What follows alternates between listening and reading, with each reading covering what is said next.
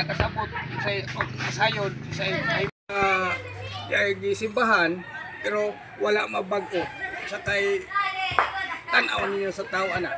Ingon diri nga ang naa ko no kang Kristo mabag-o gyud. Bag-o gyud. Daan ana. May agi na. Agi na. Og naa sila karon nangabag-o. Ang tao di nga naa ni Kristo mati sa akong tingog. Mamati ko no. Nampay mga dungga no. Mamati sa akong tingog. Sa ato pa aday tao nga makadungog lang sila pero wala mamati. Pareha ba sa kita naman ako na ko'y anak. Amo na mo yung mga anak. O apo ba ninyo? Inyong sugoon nyo asin maron o kuan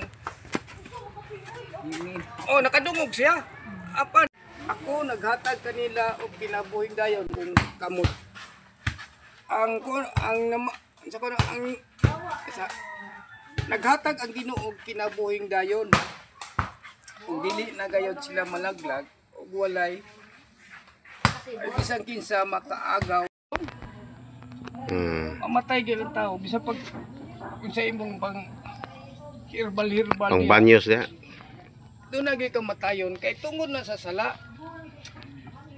usa ang tao kung naa ko ni Kristo doon na gyud kabag-uhan pero ang tao na may tao nga magsimba no si ato simbahan pero ang atong espiritu nga naa kang Kristo pag matuod nga nituo ta diha sa atong pagtuo diha sa atong Ginoong Hesus sa atong kinabuhi.